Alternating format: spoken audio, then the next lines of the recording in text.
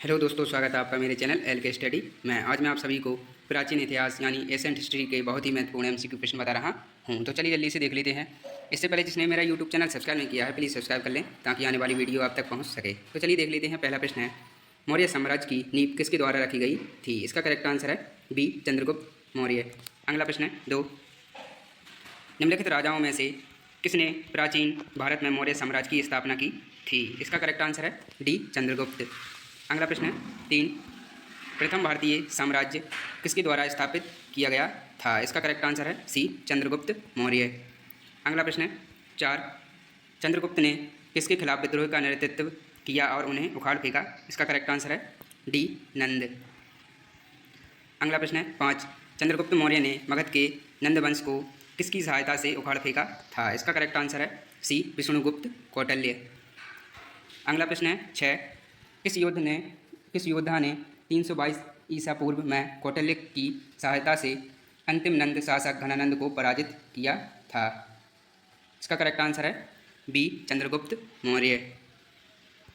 अगला प्रश्न है 7, निम्न में से कौन सा प्राचीन भारत का पहला साम्राज्य है जिसमें युद्ध के लिए बड़े पैमाने पर हाथियों का उपयोग किया जाता था? इसका करेक्ट आंसर है डी, मगध। अगला प्रश्न है 8, यूनानियों को भारत से बाहर किसने निकाला था? इसका करेक्ट आंसर है ए, चंद्रगुप्त मौर्य।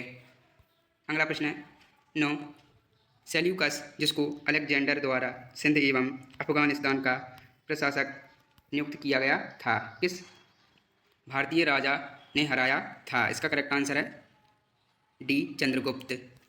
अगला प्रश्न है 10, चंद्रगुप्त मौर्य ने सेल्यूकस को किस वर्ष में पराजित किया था? इसका करेक्ट आंसर है सी, 305 ईसा पूर्व।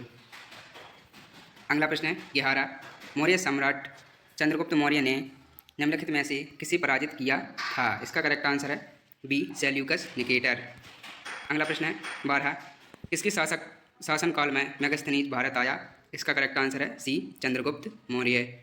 अगला प्रश्न है 13, मेगास्थनीज कौन था? इसका करेक्ट आंसर है बी, यूनानी राजदूत।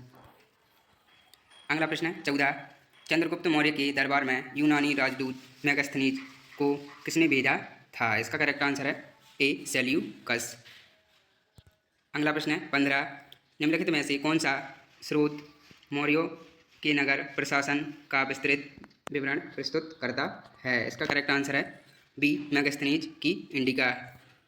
अगला प्रश्न है 16, चौथी शताब्दी ईसा पूर्व में ग्रीक इतिहासकार मेगास्थनीज ने किसके शासनकाल में भारत का पहला दौरा किया था? इसका करेक्ट आंसर है सी, चंद्रगुप्त मौर्य। अगला प्रश्न है 17, मेगास्थनीज की इंडिका पुस्तक इंडिका में भारत समाज की कितने पर्वों का उल्लेख है? इसका करेक्ट आंसर है डी, 7। अगला प्रश्न है 18, मेगास्थनीज के अनुसार पाटलिपुत्र का नगर एक सीमित द्वारा शासित था। इस सीमित में कितने सदस्य थे? इसका करेक्ट आंसर है सी, 30।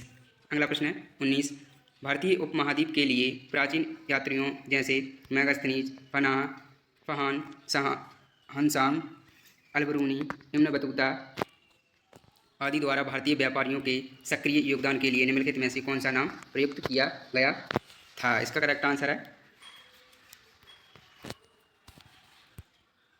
सुवर्ण भूमि। अगला प्रश्न है 20, निम्नलिखित में से किस मौर्य राजा ने दक्कन पर विजय प्राप्त की थी? इसका करेक्ट आंसर है बी, चंद्रगुप्त। ये वेरी वेरी मोस्ट IMP प्रश्न है, इनको जल्दी से वीडियो देखकर याद कर लें। अगला प्रश्न है 21, गुजरात चंद्रगुप्त मौर्य के साम्राज्य में सम्मिलित था, यह किससे प्रमाणित होता है? इसका करेक्ट आंसर है सी, रुद्रदमन के जूनागढ़ शिला अभिलेख से। अगला प्रश्न है 22, पाटलिपुत्र में चंद्रगुप्त का पहला महल मुख्यतः किस से बना था? इसका करेक्ट आंसर है सी, लकड़ी से। अगला प्रश्न है 23, चंद्रगुप्त मौर्य ने अपने अंतिम दिन कहाँ गुजारे थे? इसका करेक्ट आंसर है सी, श्रवणबेलगोला। अगला प्रश्न है 24, निम्न में से किसने कहा कि चंद्रगुप्त मौर्य ने 6 लाख सैनिकों की सहायता से संपूर्ण भारत को रौंद डाला? इसका करेक्ट आंसर है सी, प्लूटार्क। अगला प्रश्न है 25, किसने अपने ग्रंथ में चंद्रगुप्त मौर्य का विशिष्ट रूप से वर्णित किया हुआ या वर्णन किया हुआ था? इसका करेक्ट आंसर है सी, विशाखदत्त। अगला प्रश्न है 26, निम्नलिखित में से किसने चंद्रगुप्त मौर्य और सिकंदर महान की भेंट का उल्लेख किया? इसका करेक्ट आंसर है ए, जस्टिन। अगला प्रश्न है 27, चंद्रगुप्त मौर्य का प्राचीनतम अभिलेखीय उद्धरण निम्न में से किस अभिलेख से मिलता है? इसका करेक्ट आंसर है सी, रुद्रदमन का जानू जूनागढ़ अभिलेख। अगला प्रश्न है 28, कौटिल्य का वास्तविक नाम क्या था? इसका करेक्ट आंसर है ए, विष्णुगुप्त। अगला प्रश्न है 29, अर्थशास्त्र पुस्तक किसने लिखी थी? इसका करेक्ट आंसर है बी, कौटिल्य चाणक्य। अगला प्रश्न है 30, निम्नलिखित में से कौन सा ग्रंथ मौर्य साम्राज्य के काल से प्रशासनिक और सैन्य संगठन का संक्षिप्त विवरण देता है? इसका करेक्ट आंसर है डी, अर्थशास्त्र। अगला प्रश्न है 31, किस साम्राज्य में कंटक शोधन नामक एक प्रकार का दरबार प्रचलित था? इसका करेक्ट आंसर है बी, मौर्य। अगला प्रश्न है 32, अर्थशास्त्र में दिए गए वर्णन के अनुसार अंतपाल नामक अधिकारी का क्या कर्तव्य था? इसका करेक्ट आंसर है डी, मुर्गों की सुरक्षा तथा उनका रख रखाव। अगला प्रश्न है 33, कौटिल्य के अर्थशास्त्र के अनुसार मौर्य प्रशासन में घोड़सवार सेना के कमान अधिकारी को क्या कहते थे? इसका करेक्ट आंसर है सी, अश्रवाध्यक्ष।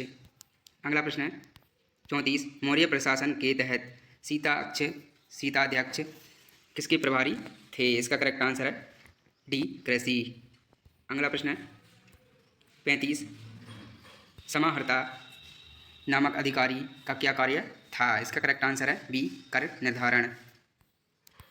अगला प्रश्न है 36, मौर्य वंश के शासन के दौरान संस्थानिक कौन था? इसका करेक्ट आंसर है स्थानिक कौन था? इसका करेक्ट आंसर है ए, जिला प्रशासक। अगला प्रश्न है 37, मौर्य काल में भूमि कर जो कि राज्य की आय का मुख्य स्रोत था, सर्वोच्च अधिकारी कौन था? इसका करेक्ट आंसर है सी, सीताध्यक्ष। अगला प्रश्न है 38, चंद्रगुप्त मौर्य का पुत्र कौन था? इसका करेक्ट आंसर है बिंदुसार। अगला प्रश्न है 39, किस मौर्य शासक को यूनानियों द्वारा अमित्रघात कहा जाता था? इसका करेक्ट आंसर है सी, बिंदुसार। अगला प्रश्न है 40, बिंदुसार के शासन के दौरान कहाँ अशांति थी? इसका करेक्ट आंसर है डी, तक्षशिला। अगला प्रश्न है 41, बिंदुसार के पुत्र का क्या नाम था? इसका करेक्ट आंसर है ए, अशोक। अगला प्रश्न है 42, वह शासक कौन था जिसने राज सिंहासन पर बैठने के लिए अपने बड़े भाई सुसीम की हत्या की थी? इसका करेक्ट आंसर है ए, अशोक। अगला प्रश्न है 43, भारत में अशोक का शासनकाल कब से कब तक था? इसका करेक्ट आंसर है ए, 273 से 232 ईसा पूर्व तक। अगला प्रश्न है 44, निम्नलिखित में से किस शासक ने अपनी प्रजा और अधिकारियों को अपने संदेश पत्थर की सतहों पर खुदवाए थे? इसका करेक्ट आंसर है ए, अशोक। अगला प्रश्न है 45, निम्नलिखित में से कौन सा कथन सत्य नहीं है? इसका करेक्ट आंसर है डी, अशोक बिंदुसार का छोटा भाई था। अगला प्रश्न है 46, अशोक ने अपने क्षेत्र में सामाजिक समस्याओं को हल करने के लिए किसे नियुक्त किया था? इसका करेक्ट आंसर है डी, धम्म महामात्र। अगला प्रश्न है 47, अशोक के अधीन मौर्य राजतंत्र का सबसे सही वर्णन निम्नलिखित में से कौन सा होगा? इसका करेक्ट आंसर है बी, केंद्रीकृत एकाधिपत्य। अगला प्रश्न है 48, अशोक की प्रशासनिक नीति में भारी परिवर्तन किस घटना से आया? इसका करेक्ट आंसर है बी, कलिंग युद्ध। अगला प्रश्न है 49, कलिंग युद्ध किस वर्ष हुआ था? इसका करेक्ट आंसर है ए, 261 ईसा पूर्व।